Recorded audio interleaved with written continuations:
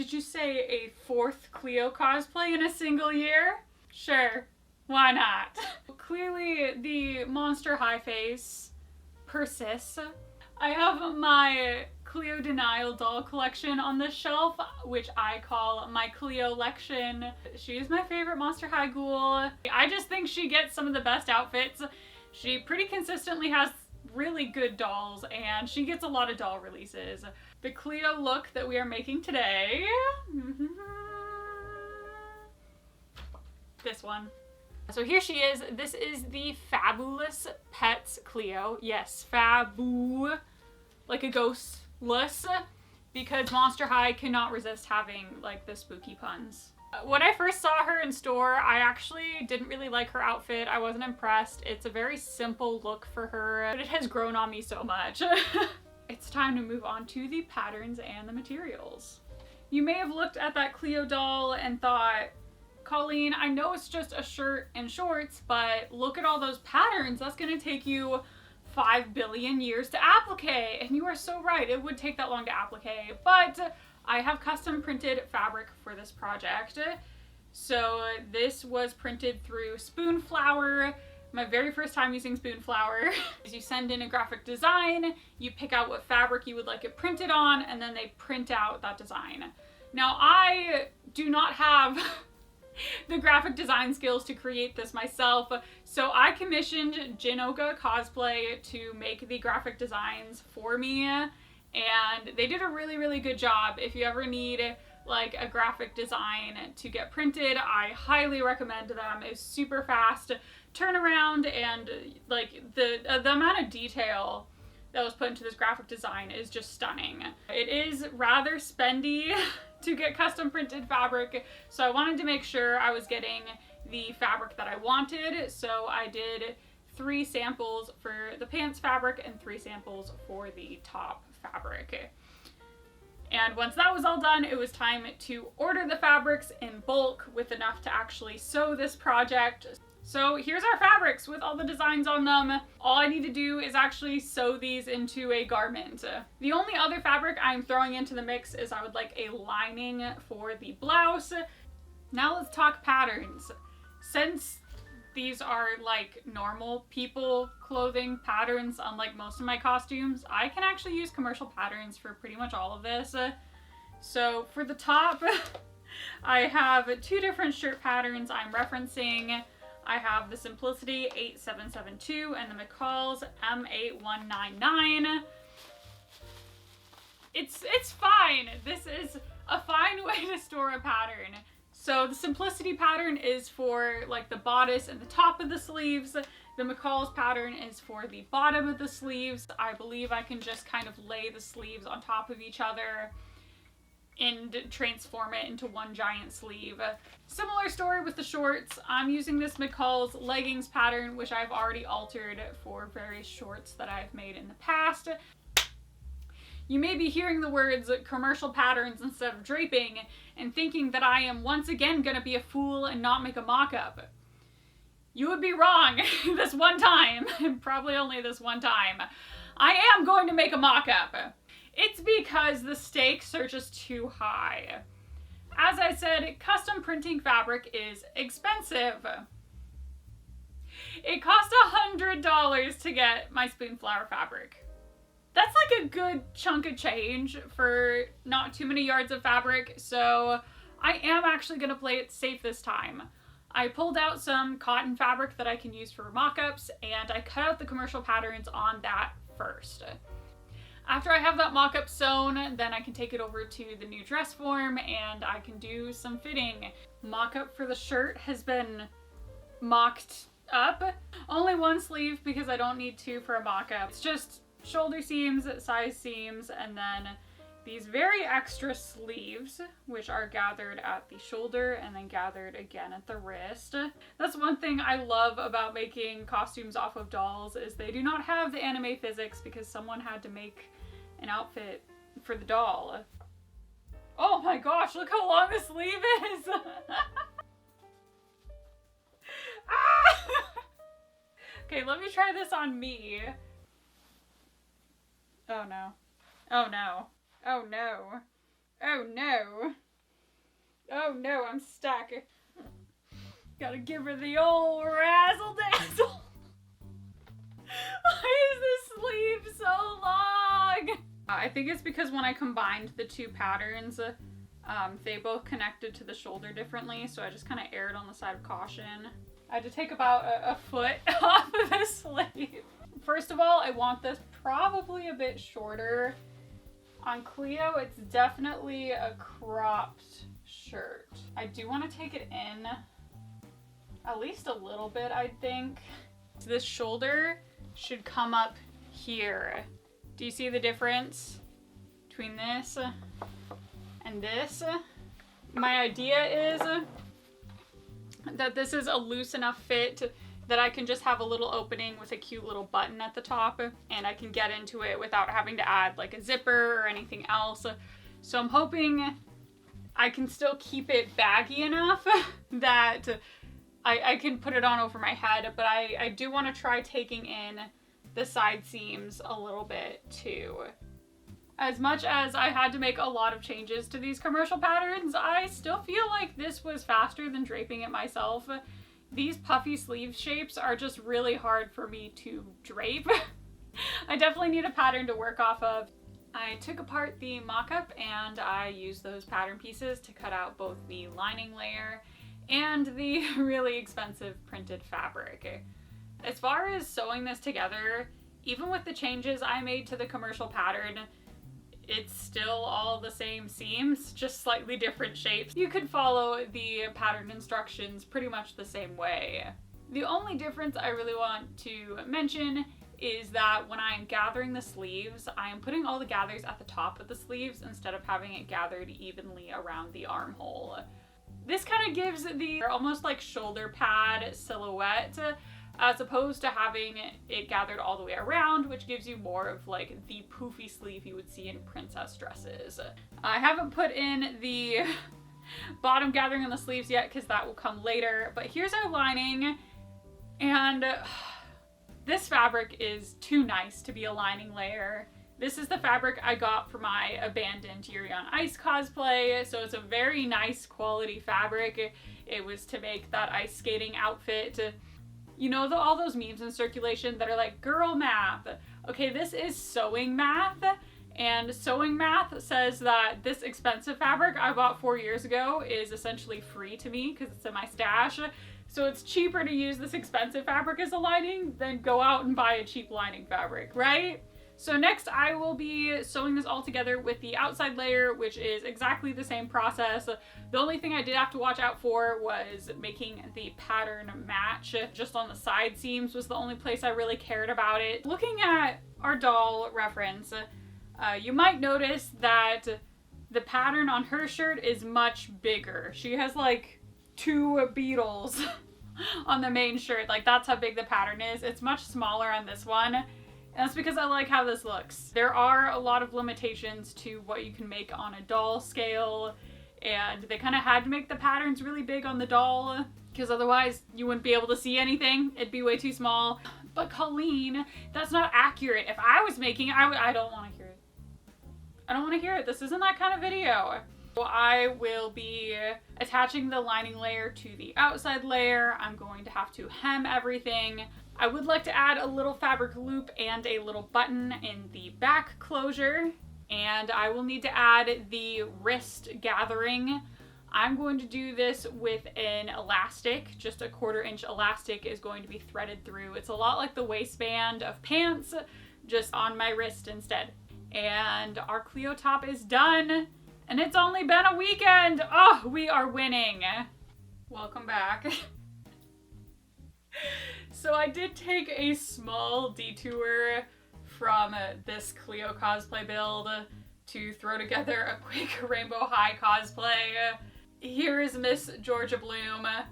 I just needed to put this together for a brand deal that I had on a tight deadline. Enough about Rainbow High. Let's talk Monster High. Specifically, Miss Cleo. Normally I would do the shorts next, and then the wig, then accessories. That's usually the process I do, but I'd like to do her wig next. All the wig stuff from my Georgia wig is all still on the floor. So might as well just do another wig instead of cleaning that up. So this is an Epic Cosplay Wigs. I do not remember the color, but it's like a blue-black mix. She has this kind of gold highlights and tinsel. I have tinsel wefts. These are also from Epic Cosplay Wigs.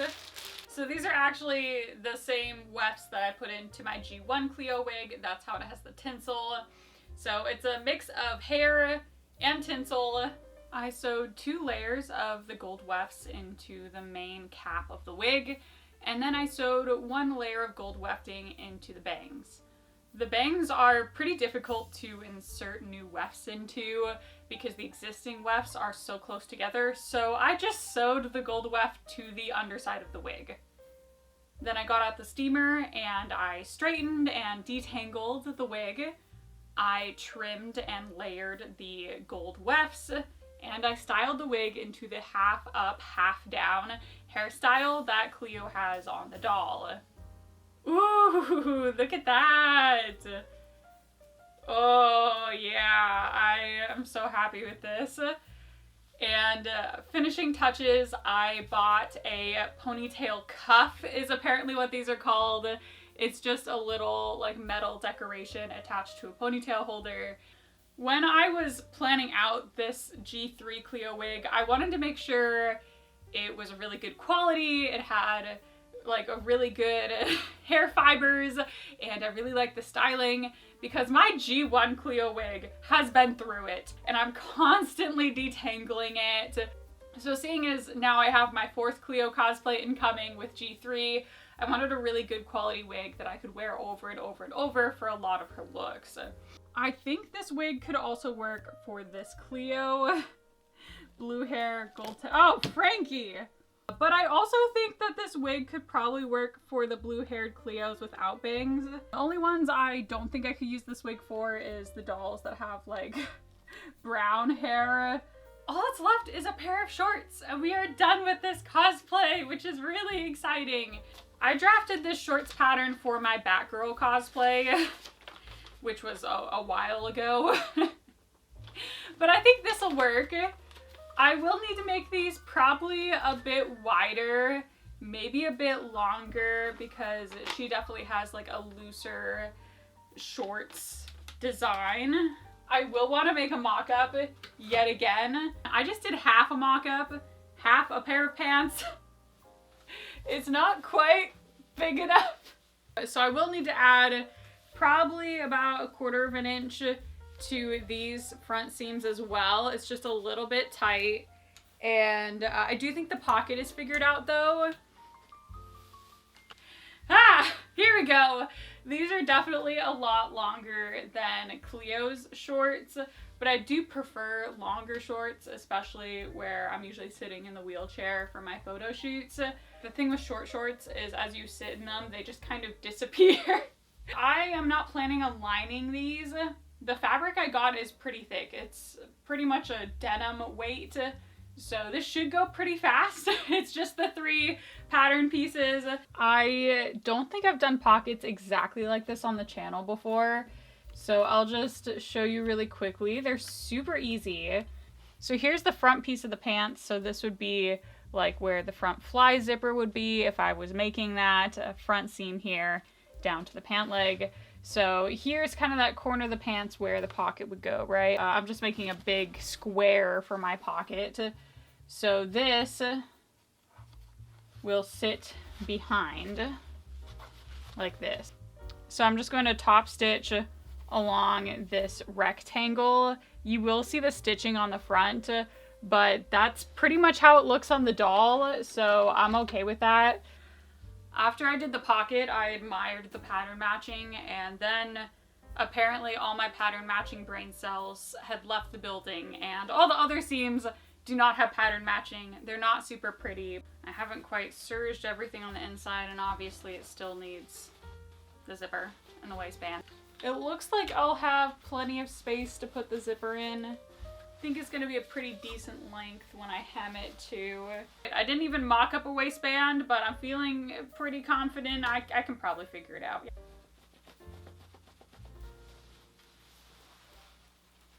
Since these pants are very high-waisted, like they come above my belly button. My waist is significantly smaller than my hips. So I'm going to have to bring the pants in a little bit at the waistline so that they're the size of my waist at my waist and the size of my hips at my hips. Because you can see if the waistband's the same size here, it's huge. So what I'm gonna do is I'm gonna add some little darts kind of in the waistband at the side seam and the back seams. Just bring the waistband in a little bit. The waistband darts worked pretty well, it seems. There's still a tiny bit of gapping, but especially with non-stretch shorts, I would rather them be a little bit big than a little bit too small. I think this fit is really nice, the way it like cinches in at the waist. So I'm gonna throw the zipper into the side, hem, you know, kind of that cleanup stuff, maybe some top stitching. Let's talk accessories. Now, I did buy all of the accessories for this cosplay, and none of them are accurate to what the doll is wearing. But let's take a look at what the doll is wearing anyways. She has these blue earrings. I'm not sure if there's any sort of like symbolism to these earrings, if they mean anything or if they're just blue. A necklace, kind of a gemstone necklace. Very big ring, statement piece. Then she has her shoes, of course. These are actually my favorite part of the doll. Little cats in the heels. That is so genius. I love these shoes. And then her mummy wraps, of course. For the G3 dolls, the mummy wraps are just molded into her limbs. For earrings, I got these gold scarab earrings. I got this cat necklace. I will not be having cat heel shoes, regrettably, so I did want to have the cat incorporated in the outfit somewhere. For her big ring, I actually can't wear big rings like this under my push gloves. Those are the gloves I use to do wheelchair dance. I do have this Monster High ring that a friend got for me at con, but I do think I could wear it for some photos. I'm gonna wear my Monster High Wire U shoes again, and that's because these cost $200, and the only way I've been able to justify that purchase is wearing them with every Cleo de Nile cosplay I do for the rest of my life. For the mummy wraps, I'm just gonna take the mummy wraps from my previous Cleo cosplays. I have a tutorial on how I made those if you are curious. So I think I'll take her leg wrap, her arm wrap, and I think the neck wrap too. That means it is time for the final reveal of my 4th Cleo de Nile cosplay, G3 Faboolous Pets Cleo de Nile.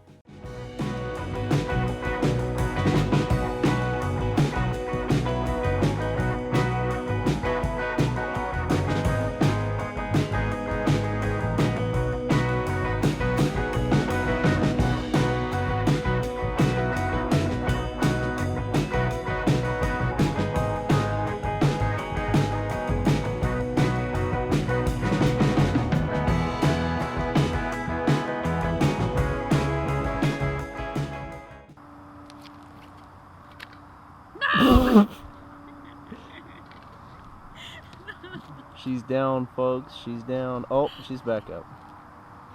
Oh, she's coming. She's coming. So this morning when I was putting on the makeup, I was looking at the doll for like reference, and I realized that not only does she have the little half pony, but the doll also had all of her hair in a low ponytail, and I just like truly did not realize until like 6 a.m. this morning. And instead of trying to like style this wig into a low ponytail, I just took the ponytail out of the doll. This is why I love doll cosplays, is you can just subtly change the reference if you want. Anyways, I'm really happy with how this cosplay turned out. Came together really fast, really satisfying, really quick build. It was just spendy. It was a bit expensive because I outsourced the printing and the accessories, but that's okay. Number 4, Cleo de Nile cosplay for the closet. Woo! Thank you guys so much for watching, and I'll see you all in the next video. Bye!